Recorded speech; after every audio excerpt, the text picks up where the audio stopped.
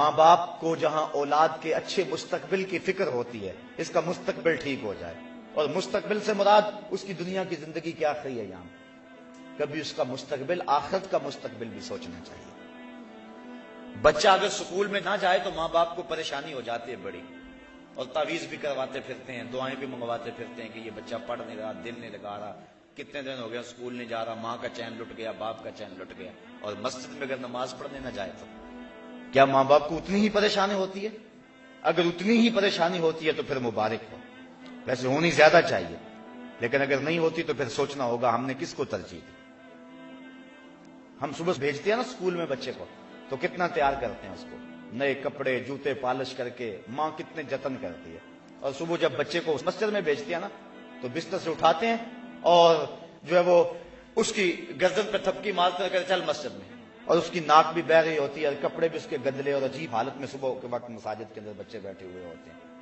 اللہ کا قرآن پڑھانے کے لیے بھیجا ہے جس کو بغیر وضو ہاتھ بھی نہیں لگا سکتے، تو ہم نے کس حالت میں بھیج دیا، اور جب سکول بھیجا تو کس حالت میں بھیج دیا۔ میں یہ نہیں کہتا کہ بچوں کو اس انداز میں سکول نہ بھیجو، صفائی ستھرائی دین کا حصہ ہے، لیکن جب قرآن مجید پڑھنے کے لیے تم نے بھیجا تمہیں یہی اہتمام کرنا چاہیے تھا۔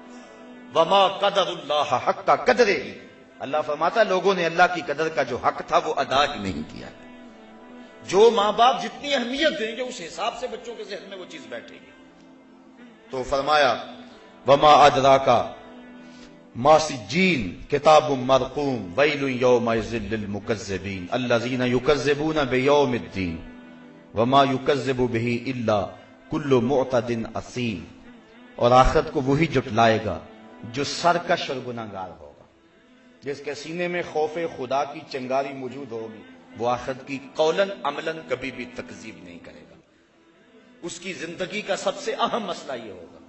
بخاری شریف کتاب الایمان کی روایت ہے، ایک تابعی کہتے ہیں میں 30 صحابہ سے ملا ہوں اور میں نے 30 صحابہ میں ایک کو بھی نہیں دیکھا جو ایمان کے بارے میں فکر مند نہ ہو۔ 30 صحابہ میں ہر بندہ فکر مند تھا ہمارا خاتمہ ایمان پہ ہو جائے، ہمارا خاتمہ ایمان پہ ہو جائے۔ جب بھی بات ہوتی خاتمہ ایمان کی بات ہوتی۔ حضرت سعید بن المسیب 80 سال عمر ہے، زندگی و موت کی کشمکش ہے، لوگ حال پوچھنے آئے، کہا سعید بن المسیب کیا حال ہے؟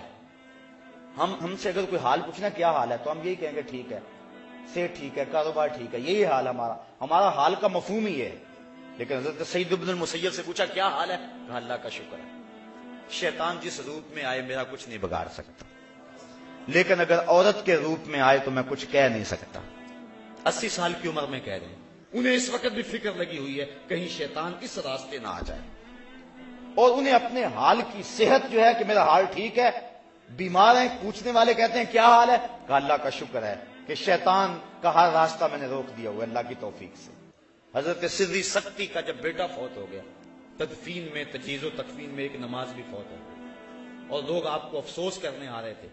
آپ نے شام کے وقت اٹھتے ہوئے کہا کہ کتنا عجیب دور آ گیا، میرا بیٹا فوت ہوا، سارا شہر افسوس کے لیے آیا، اور میری نماز فوت ہوئی کسی ایک نے بھی نہیں پوچھا۔ تو یہ فکر والی باتیں ہیں۔